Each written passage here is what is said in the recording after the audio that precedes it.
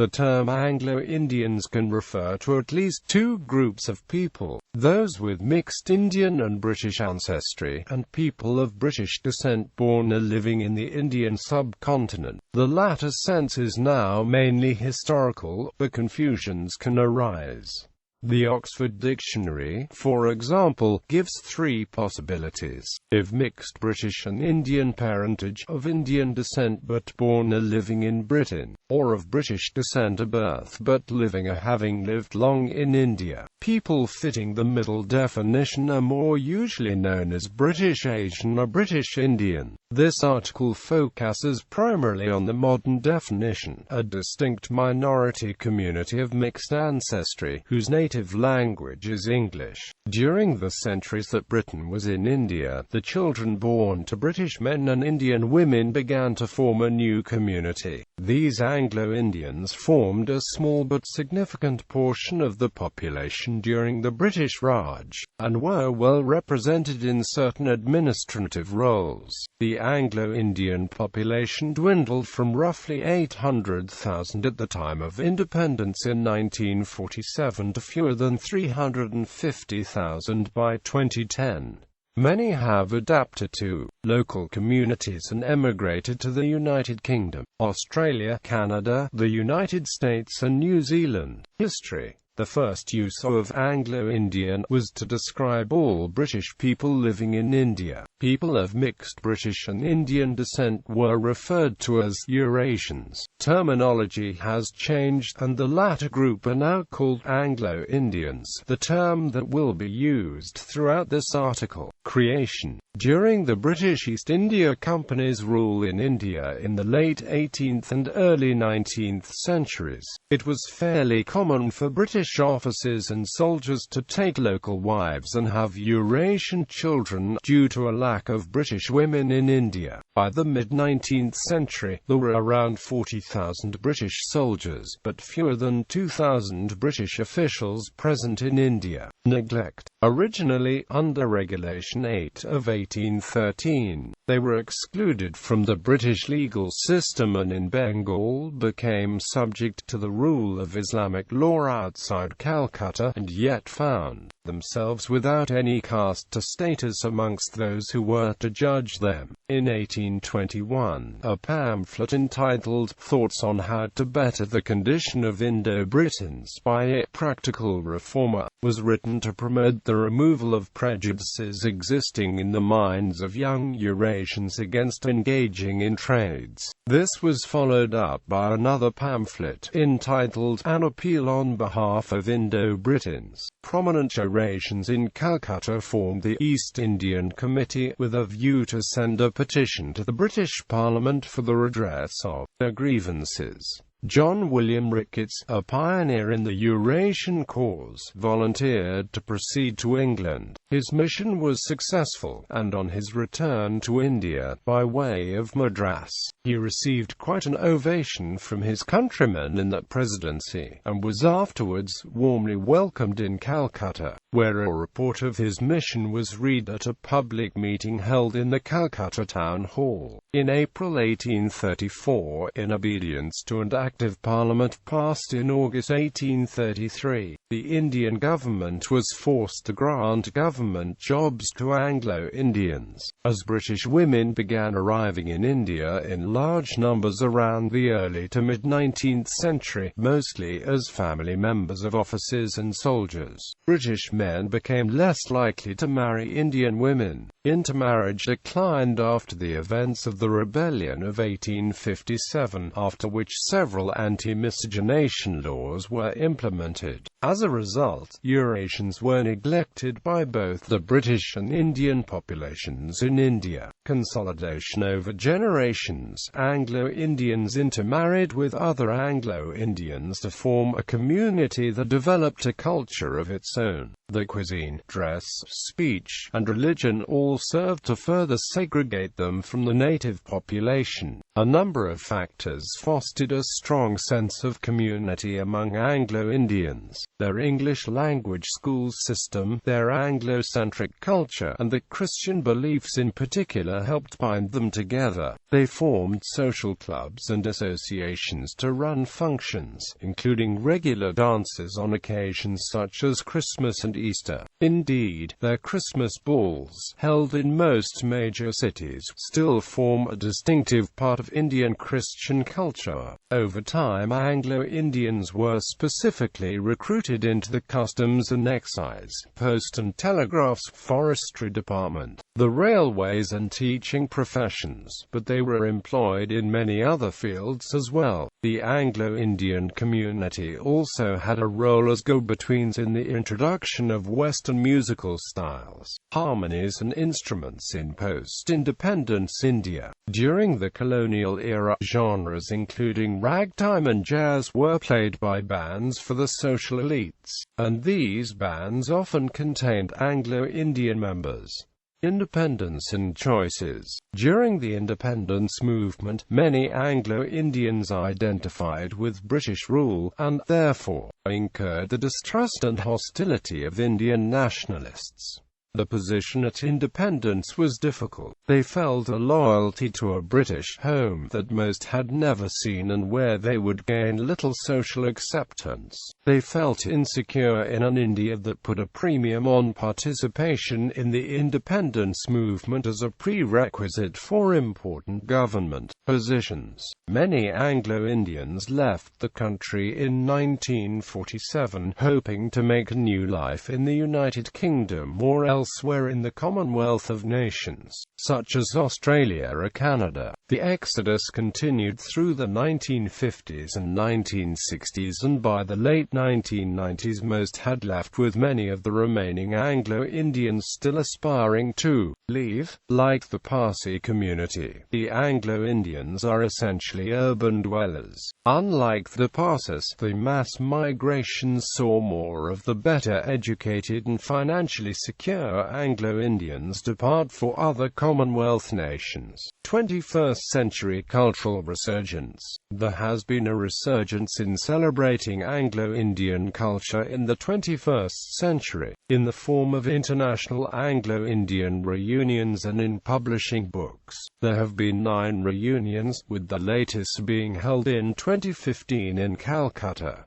Several narratives and novels have been published recently. The Leopards School, an Anglo-Indian love story by Reginald Shires, tells of the life of 2 teachers at the small Bengali town of Falakata, down from Bhutan, at the age for love. A novel of Bangalore during World War II was by the same author. In the Shadow of Crows by David Charles Manners, is the critically acclaimed true account of a young Englishman's unexpected discovery of his Anglo-Indian relations in the Darjeeling district. The Hammershold Killing by William Hyam is a novel in which a London-born Anglo-Indian heroine is caught up in a terrorist crisis in Sri Lanka, where The Bulbul Sings by Serena Fairfax features a young Anglo-Indian woman who seeks to deny her heritage and bury her past.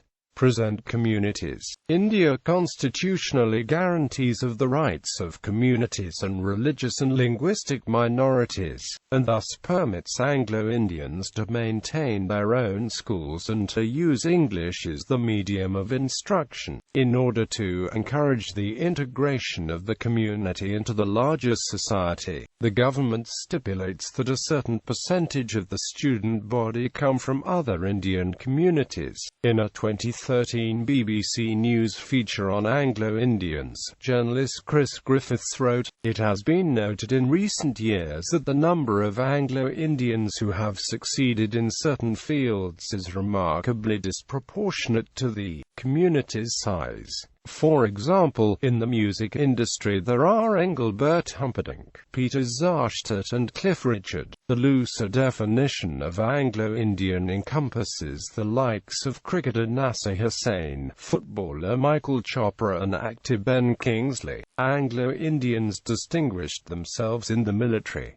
Air Vice Marshal Maurice Barker was India's first Anglo-Indian Air Marshal. At least 7 other Anglo-Indians subsequently reached that post, a notable achievement for a small community. A number of others have been decorated for military achievements. Air Marshal Malcolm Wallen is often considered the man who won India's 1971 war fighting alongside Bangladesh. Anglo-Indians made similarly significant contributions to the Indian Navy and Army. Another field in which Anglo-Indians won distinction was education. The second most respected matriculation qualification in India, the Indian Certificate of Secondary Education, was started and built by some of the community's best-known educationalists, including Frank Anthony, who served as its president, and A. E. T. Barrow, its secretary for the better part of half a century. Most Anglo-Indians, even those without much formal education, find that gaining employment in schools is fairly easy because of the fluency in English. In sporting circles, Anglo-Indians have made a significant contribution, particularly at Olympic level, where Norman Pritchard became India's first ever Olympic medalist, winning 2 silver medals at the 1900 Olympic Games in Paris, France. In cricket, Roger Binny was the leading wicket-taker during the Indian cricket team's 1983 World Cup triumph. Wilson Jones was India's first ever world professional billiards champion. Several charities have been set up abroad to help the less fortunate in the community in India. Foremost among these is Centre, which has instituted a senior pension scheme and provides monthly pensions to over 300 seniors. Centre also provides education to over 200 needy children. Today, there are estimated to be 80,000 minus 125,000 Anglo-Indians living in India, most of whom are based in the cities of Trivandrum, Delhi, Kolkata, Chennai, Bangalore, Mysore, Hyderabad, Kanpur, Mumbai, Maduri, Coimbatore, Podana and Tiruchirappalli. Anglo-Indians also live in the towns of Varkala, Nagarcoil, Alleppey, Kochi, Kollam, Kozhikode, Kannur in the South Indian state of Kerala, also at Goa, Pune, Secunderabad, Visakhapatnam, Lucknow, Agra, and in some towns of Bihar, Uttarakhand, Jharkhand and West Bengal. Also a significant number of this population resides in Odisha's Kurda Road, which is a busy railway junction. However, the Anglo-Indian population has dwindled over the years, with most people migrating abroad or to other parts of the country. Tangassery in Kollam city is the only place in Kerala state where Anglo-Indian tradition is maintained. But almost all the colonial constructions got erased except the Tangassery lighthouse built by the British in 1902. Most of the Anglo-Indians overseas are concentrated in Britain, Australia, Canada, United States, and New Zealand. Of the estimated million or so who have emigrated from India, some have settled in European countries like Switzerland, Germany, and France.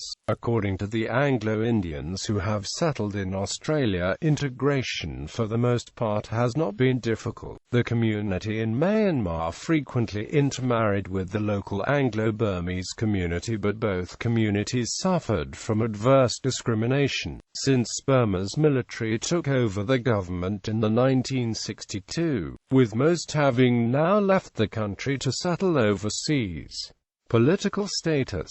Article 366 of the Indian Constitution defines Anglo-Indian as, an Anglo-Indian means a person whose father or any of whose other male progenitors in the male line is or was of European descent but who is domiciled within the territory of India and is or was born within such territory of parents habitually resident therein and not established there. For temporary purposes only, Anglo-Indians of the the only community that has its own representatives nominated to the Lok Sabha in India's parliament. This right was secured from Jawaharlal Nehru by Frank Anthony, the first and long-time president of the All India Anglo-Indian Association. The community is represented by 2 members.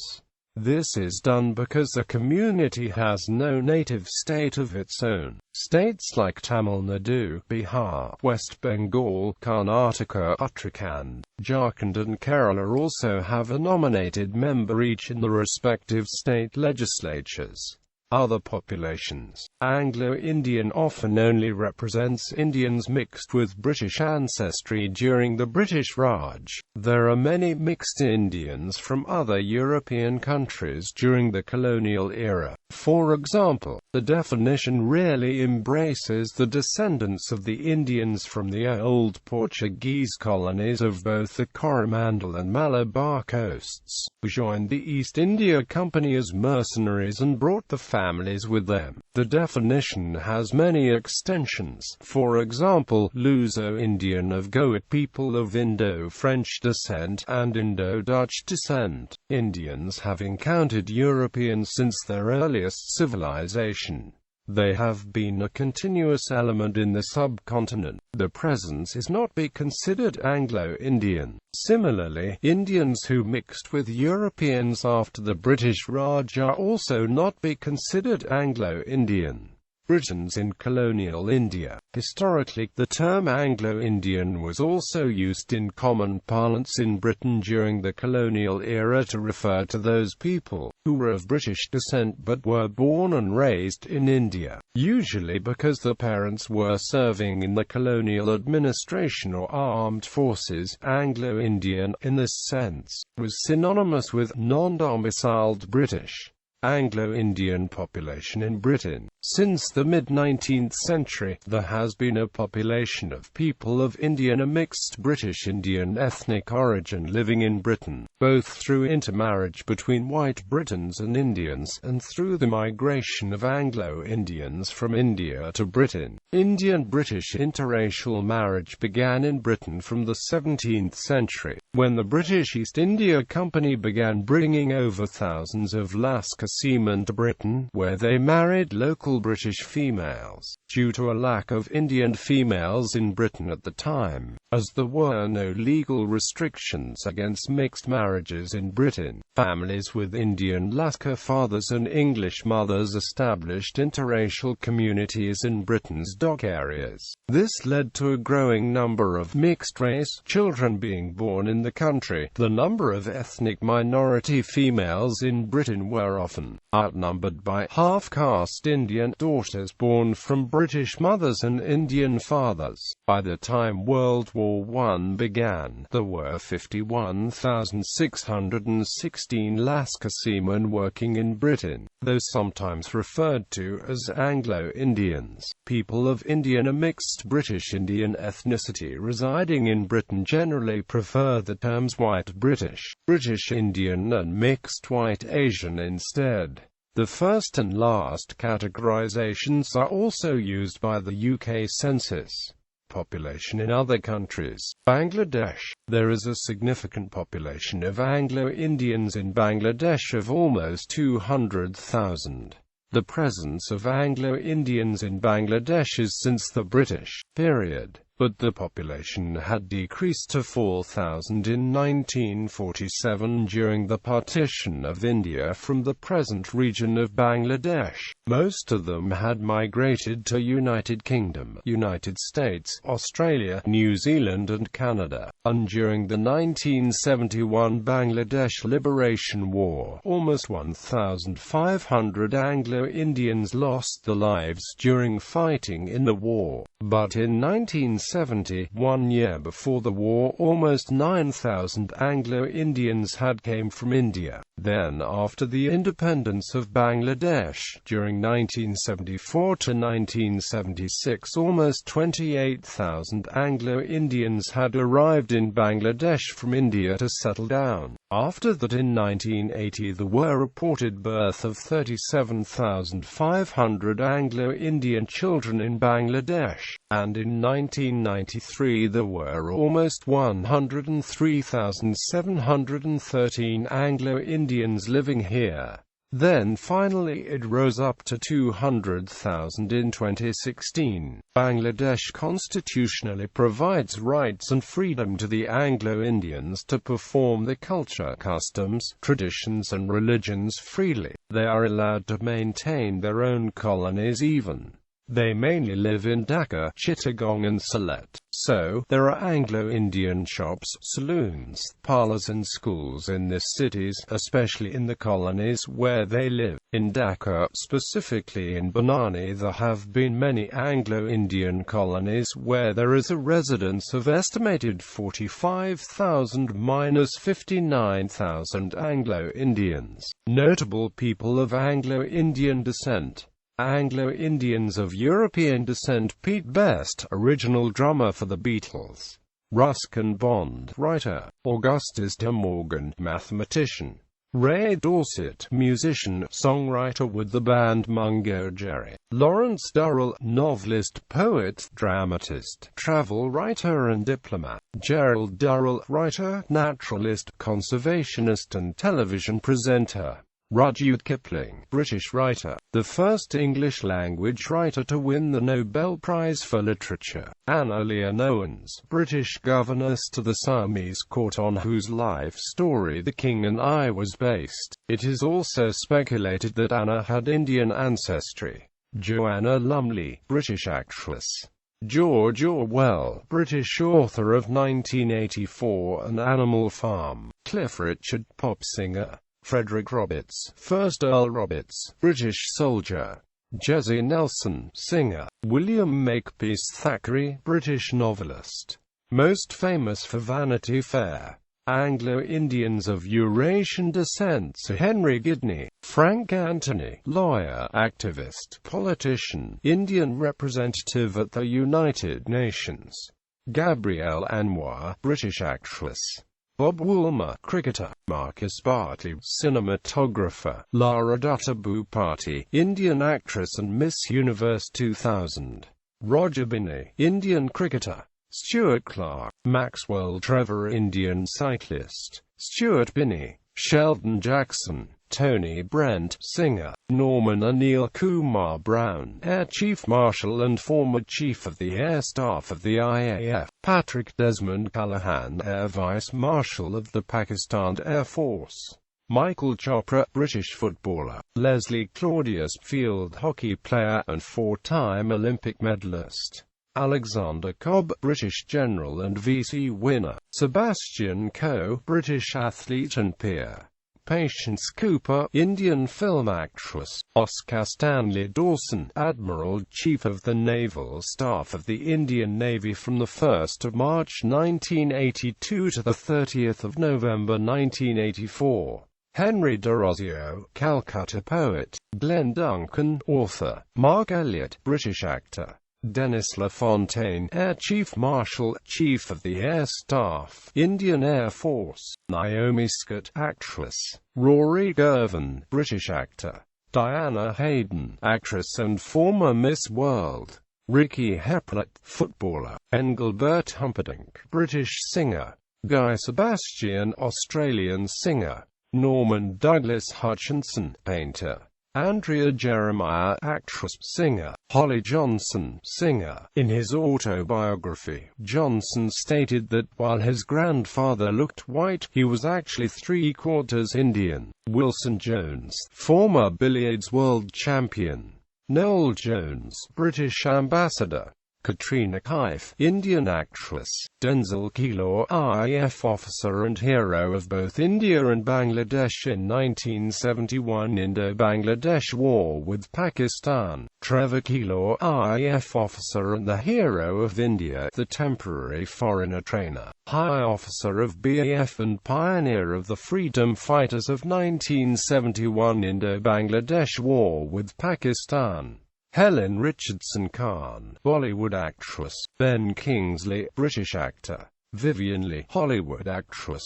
Louise Leland Owens, Siamese cavalry officer and trader, son of Anna Leland Owens. Julian McLaren Ross, British novelist. Frederick Akbar Muhammad, physician, grandson of Saifuddin Muhammad. Colin Matura Jeffrey, New Zealand model and actor. John Mayer, violinist, composer and teacher, put together the Indo-Jazz Fusions double quartet in 1967. Alistair McGowan, British impressionist, comedian and actor. Rona Mitra, British actress, model and singer. Richard Nerorka, British long-distance runner. Betty Nuthall, tennis player. Merle Oberon, actress born in India. Derek O'Brien, quizmaster, Member of Parliament. Admiral Ronald Linsdale Pereira, Chief of the Indian Navy. Russell Peters, Canadian stand-up comic and actor. Diana Quick, actress. Timo Räisänen, Swedish indie pop artist. Paul Sabu, musician. Alan Seeley, novelist. Adam Sinclair, Indian hockey player born in Coimbatore. Melanie Sykes, model and television presenter. Aisha Takia, actress. Stephen Hector Taylor Smith, pioneer of rocket mail in India and immortalized by a postage stamp. Norman Watroy, bassist of Ian Dury and the Blockheads. Charlie XCX, singer. Blair Williams, publisher of Anglo-Indian books and philanthropist. Books. Anthony F. Britain's Betrayal in India, The Story of the Anglo-Indian Community. Simon Wallenberg Press. Amazon Books. Chapman, Pat. Taste of the Raj. Hodder and Amp. Stoughton, London. ISBN 0340680350. Bridget White Kumar, The Best of Anglo-Indian Cuisine, A Legacy. Flavors of the Past. Anglo-Indian Delicacies. The Anglo-Indian Festive Hamper, a collection of Anglo-Indian roasts, casseroles and bakes. Dadi Diast Scattered Seeds. The Diaspora of the Anglo-Indians. Pagoda Press. Sylvia, The Spell of the Flying Foxes. ISBN 0143065343. Amazon Kindle edition. Gabay, 1600–1947 Anglo-Indian Legacy. Hawes, Christopher J. Poor Relations. The Making of a Eurasian Community in British India, 1773–1833. London, Routledge. Morji J. The Anglo-Indian Vision. Stargate Hostages to India, or The Life Story of the Anglo-Indian Race. Simon Wallenberg Press. Mart Reginald, These Are the Anglo-Indians. Simon Wallenberg Press. Phillips said, The Anglo-Indian Australian Story, My Experience, a collection of Anglo-Indian migration heritage stories. Thorpe O. Paper Boats in the Monsoon. Life in the Lost World of Anglo-India. Trafford Publishing. Thomas Noel, Footprints on the Track. Williams Blair, Anglo-Indians, Vanishing Remnants of a Bygone Era. Centre Books. Defaults, Margaret, Haunting India. Fiction, poems, travel tales and memoirs. Centre Books. Defaults and Stobe, Voices on the Veranda. An anthology of Anglo-Indian poetry and prose. Centre Books. Defaults, Margaret and Defaults, Glenn, The Way We Were.